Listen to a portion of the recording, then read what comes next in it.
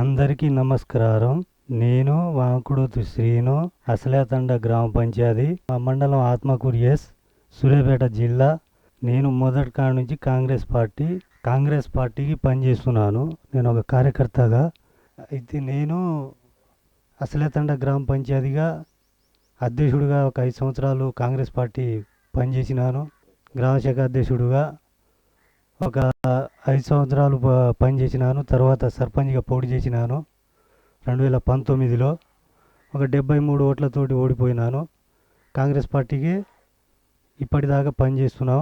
తిరిగినాం, ప్రజల సమక్షనే ఉన్నాం, ప్రజలకి అందుబాటులోనే ఉన్నాం. ప్రజలతోటే చిన్న చిన్న పనులైనా ఆపదైనా ఆదుకుంటున్నాం, మాట్లాడుతున్నాం, పని చేస్తున్నాం. ప్రజల సమక్షంలో ఉన్నాం. చాలా సమస్యలు ఉన్నాయి. భూమి సమస్యలు అయితేంది, పింఛని సమస్యలు అయితేంది, పోతే మన రేషన్ కార్డులు అయితేంది, అవన్నీ ఒక్కటి కూడా పని కాలేదు. అవి ఏ పని అయినా మురికి కాలువ కానీ, పోతే మంచినీళ్ళు సమక్షంలో కానీ, మిషన్ భగీరథ నీళ్ళు ఇంటింటికి నల్ల తిప్పిస్తామని చెప్పేసి ఒక్క ఇంటికి కూడా నల్ల రాలేదు. అది అట్నే ఉంది. రోడ్డు ఎక్కడ పలిగే రోడ్డు ఆడ సీసీ రోడ్డు పలగొట్టి ఆ సమస్యలు అవి అట్నే ఉన్నాయి. మురికి కాలువ అట్నే ఉన్నాయి. ఎక్కడ చూసినా అభివృద్ధి అనేది లేదు. ప్రస్తుతం మా అసలేతండ గ్రామ పంచాయతీ ఉన్న సర్పంచ్ వాంకుడోదు కాన్యా. ఆయన వల్ల ఏమీ అభివృద్ధి కాలేదు. అవి చిన్న చిన్న రోడ్లు అయితేంది, ఇప్పుడు అసలేతండ నుంచి కొత్తగూడెం పోయే రోడ్ అయితేంది, చాలా రైతులు పోయే దారి అది. చాలా గుంటలు ఉన్నాయి. దాన్ని పట్టించుకునే నాదుడే లేదు. చాలామంది పేదోళ్ళకే పింఛని లేదు, ఒంటరి మహిళలకు కూడా పింఛని లేదు, రేషన్ కార్డులు లేవు, రోడ్లు లేవు, సీసీ రోడ్లు లేవు, మట్టి రోడ్లు లేవు. ఇక చాలా సమస్యలు ఉన్నాయి. ఇంద్రమ్మ ఇల్లు అంతకుముందు కాంగ్రెస్ ప్రభుత్వం ఉన్నప్పుడు వచ్చేది, కానీ టీఆర్ఎస్ ప్రభుత్వం వచ్చిన కాడ నుంచి ఒక్క ఇల్లు కూడా రాలేదు. మాసలతండ గ్రామ పంచాయతీ ఒక్కటి కూడా ఇల్లు రాలేదు. చెప్పిర్రు ఎలక్షన్ల ముందు చెప్పి ఒక 10 మంది పేర్లు పెట్టిర్రు. ఆ 10 మంది పేర్లు పెట్టినాక ఎలక్షన్ తర్వాత ఇల్లు లేదు, పాడలేదు. డబుల్ బెడ్రూమ్లో ఒక్క ఇల్లు కూడా ఇవ్వలేదు మాకు. అసలేతండ గ్రామ పంచాయతీ ఒక్క ఇల్లు కూడా ఇవ్వలేదు. ఇల్లులు ఉన్నాయి. ఇప్పుడు చాలామంది పేదోళ్ళు గుడిసెలు ఉన్నాయి, రేకులు వేసుకోరు, చుట్టు గుడిసెలు వేసుకోరు. పేదోళ్ళు వాళ్ళు ఒక్క గుంట భూమి కూడా లేదు వాళ్ళకు. అల్లడానికి ఇల్లు లేదు. ఇప్పుడు రైతు బంధు అంటే పేదోళ్ళకి రైతు బంధు రాలేదు కదండి. ఇప్పుడు ఉన్నోళ్ళకి వచ్చినాయి రైతు బంధు, పేదోళ్ళకి రైతు బంధు లేదు, పింఛని లేదు, ఇల్లు లేదు, అవన్నీ లేవు కదా. ఉన్నోళ్ళకి ఇచ్చిరు రైతు బంధు. బీమా వచ్చిందంటే ఇప్పుడు వచ్చిన వాళ్ళకే వచ్చింది. అది టీఆర్ఎస్ పార్టీ ఉన్న వాళ్ళకే వచ్చింది. ఇప్పుడు మిగతా వాళ్ళకి రాలే. ఇప్పుడు మా గుండ్లకుంట తండలో ముసలాయన పాపం చనిపోయిండు. ఆయనకు వయసు కూడా ఉంది, అంటే 65 సంవత్సరాలు కాలేదు, 59 సంవత్సరాలేమో ఉంది. అయినా కానీ ఆయనకు రైతు బీమా రాలేదు, 5 లక్షలు రాలేదు. అది చెప్పినాం, తీసుకెళ్ళినాం, వస్తుంది, ఇదేదో ప్రాబ్లం ఉంది, అదేదో ఆధార్ కార్డు మార్చిరు, ఇది పేరు తేడా ఉంది అని వస్తుంది అనుకుంటా రాలేదు. అది అట్లా జరిగింది. టీఆర్ఎస్ ప్రభుత్వం వల్ల అది రాలేకపోయింది. వస్తుంది అని చెప్పేసి అది ఇక ఆశ చూపెట్టి ఇక చివరకు రాదని చెప్పేసారు. అజ్మీరా హరిసింగ్ చనిపోయిన ఆయన. ఇప్పుడు వాళ్ళ వైపు అజ్మీరా రాజీ. ఇప్పుడు వాళ్ళ కొడుకులు ఉన్నారు. రవి అన్నట్టు ఆయన ఒకడు, పాండు ఒకడు, వాళ్ళు ముగ్గురు ఉన్నారు. వాళ్ళ కొడుకులు ముగ్గురు ఉన్నారు.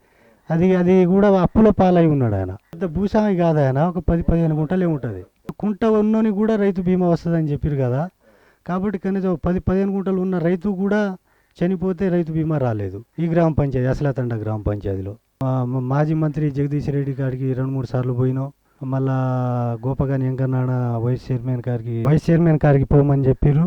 పోయినాం. వస్తుంది అన్నారు. అంతలో ఎలక్షన్లు వచ్చినాయి. ఇప్పుడు రాదు బాబా అని చెప్పేసారు. ఆధార్ కార్డు ప్రాబ్లం ఉందని వచ్చేసి రాదని చెప్పేసారు. సర్పంచ్ ఓడిపోయిన కారణాలు ఏంటంటే, ఇప్పుడు అధికారం పార్టీ ఉంది. ఇప్పుడు మాకు అన్ని హామీలు ఇస్తున్నారు.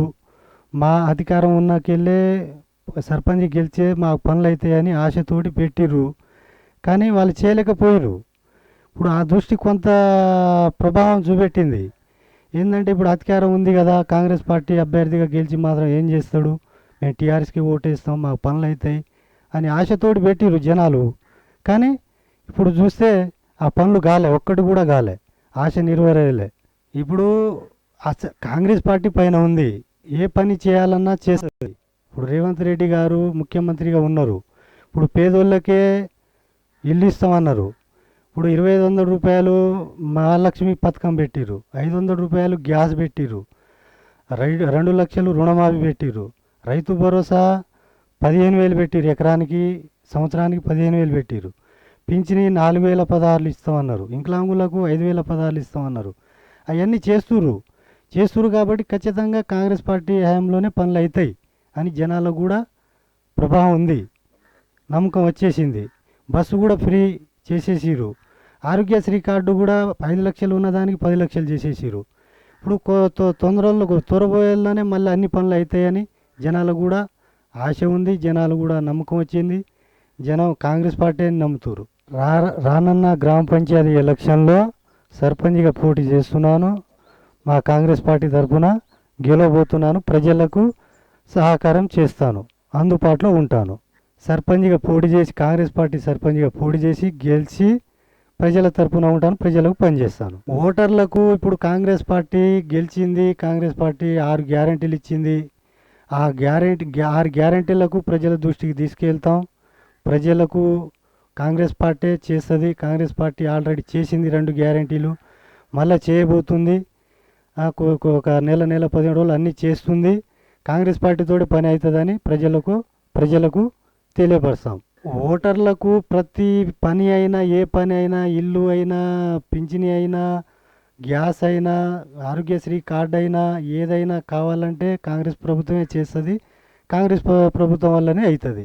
ఇప్పుడు కాంగ్రెస్ పార్టీ అనేది ప్రజల సమక్షంలోనే ఉంటుంది, ప్రజలకి పనిచేస్తుంది. కాబట్టి ఓటర్లకు ఒకటే మనవి, మా గ్రామ పంచాయతీ అసలే తండలో ఏంటంటే ఇప్పుడు చాలామంది వస్తారు పోతారు. ఇప్పుడు బీఆర్ఎస్లు అయితేంది, బీజేపీలు అయితేంది, ఎవరైనా సరే, కానీ వాళ్ళు చెప్పేవరకే చెప్తారు, తర్వాత ఎటుపోయే తెలియదు. కాంగ్రెస్ పార్టీ పైన ఉంది కాబట్టి ఖచ్చితంగా పనిచేస్తుంది. కాబట్టి చేసేది ఒకటే మనవి ఏంటంటే ఇప్పుడు ఓట్లు వేసి గెలిపించాలని కోరుతున్నాను. ఎందుకంటే గెలిచిన తర్వాత కూడా ప్రజల సమక్షంలో ఉంటాం, ప్రజలకి పనిచేస్తాం, ప్రజల తరపునే కలిసిమెలిసి ఉంటాం. ప్రజలకు ఏ చిన్న బాధ వచ్చినా, ఏ చిన్న సమస్య వచ్చినా ఆదుకుంటాం, పరిష్కారం అందుబాటులో ఉంటాం. నేను గెలిచిన తర్వాత ప్రజల సమక్షంలో ఉంటా, ప్రజలకి పనిచేస్తా, ప్రజలకి కలిసిమెలిసి ఉంటా. ఈ ఒకసారి దయచేసి ప్రజలందరికీ మనవి చేస్తున్నాను. ఎందుకంటే ఒకసారి చూడండి, ఒకసారి చూసినాక మీకు కూడా అర్థమైంది. మీ సమక్షంలోనే ఉంటాను, ఖచ్చితంగా మీ పని చేస్తాను. మీకు ఒకవేళ చేయని వేళల సర్పంచ్ పదవికి రాజీనామా చేస్తా. ఎందుకంటే చిన్న హామీలు, ఇప్పుడు హామీ ఇచ్చేదే ప్రజల కొరకు, ప్రజలకు పనిచేయడానికి, ప్రజల సమక్షంలో ఉండటానికి, సర్పంచ్గా పోటీ చేసి గెలవటానికి. ఎందుకంటే మీ బాధ్యత అనేది భుజాన వేసుకుంటాం, పని చేస్తాం.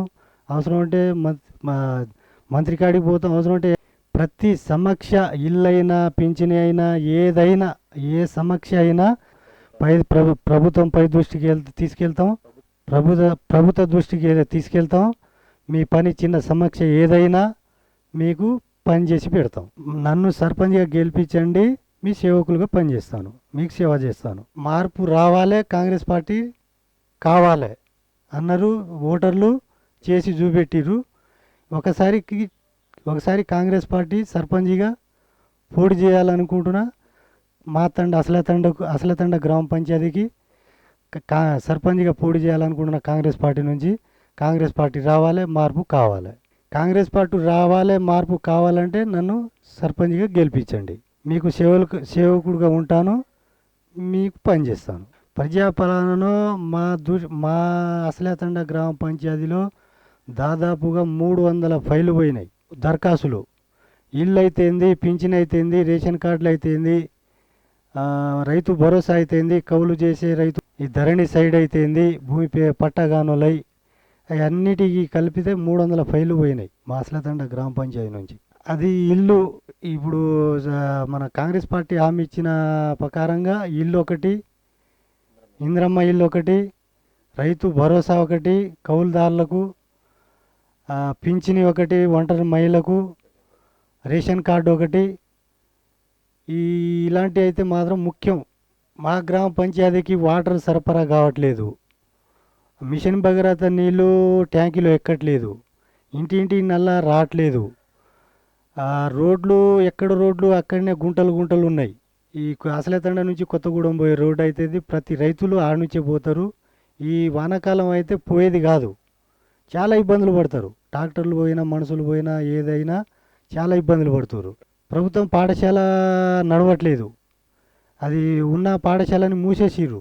నా హయాంలో పాఠశాల తెరిపిస్తాం, పాఠశాలల్లో ప్రభుత్వ పాఠశాలలో తెరిపిస్తాం, మా హయాంలో పిల్లగాళ్ళకు ప్రభుత్వ పాఠశాలలో చదివిస్తాం. ఇది సర్పంచ్గా గెలిచిన వెంటనే రాయపాడు నుంచి కూడలిపోయే బస్సు మన శెట్టిగూడెం నుంచి అసలేతండ మీదకి వెళ్ళి కూడలిపోయేటట్టు చేపించే బాధ్యత సర్పంచ్గా గెలిచిన తర్వాత నాది. ఖచ్చితంగా చేస్తాను. ప్రభుత్వం పాఠశాల ఉండే కానీ అది ఎప్పుడో కట్టించిన హయాంలో, అది దాదాపు ఒక 30-40 ఏళ్ళు అయింది. అది కొత్త పాఠశాల ఒకటి కావాలి. ఆ పాఠశాలలో పిల్లగాళ్ళు భయపడి ఎక్కడ కూలుతుందో అని భయపడి కూడా పోవట్లేదు. ఇప్పుడు కొత్త పాఠశాల ఒకటి కావాలి. నేను ఖచ్చితంగా గెలిచిన తర్వాత తీసుకొస్తా. నేను కాంగ్రెస్ పార్టీ సర్పంచ్గా గెలిచిన తర్వాత ఇప్పుడు డీలరు శెట్టిగూడెంలో ఉన్నారు. 3 తండలు అసలే తండకి అయితేంది, శెట్టిగూడానికి అయితే 2 గ్రామ పంచాయతీకి ఒకటే డీలర్ ఉంది.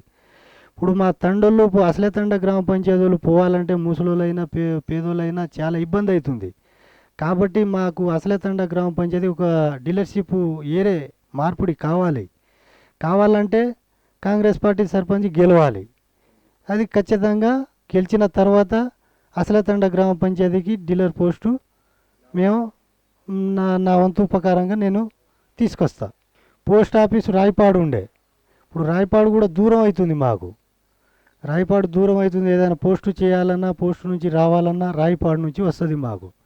కాబట్టి మా విలేజ్ శెట్టిగూడెంలో పెట్టాలనుకుంటున్నాం.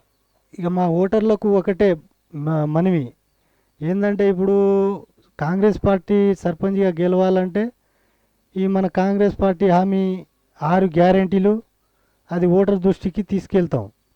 ఖచ్చితంగా కాంగ్రెస్ పార్టీ చేస్తుంది, జనాలకు కూడా నమ్మకం ఉంది, వచ్చేసింది. ఆల్రెడీ 2 గ్యారెంటీలు చేసేసిరు, మిగతావి కూడా చేస్తుర్రు. కాబట్టి జనాలకు కూడా ధైర్యం వచ్చేసింది. జనాలు కూడా కాంగ్రెస్ పార్టీ తరఫునే మొగ్గు చూపిస్తున్నారు. జనాలు కూడా నన్ను గెలిపిస్తారని నమ్మకం ఉంది.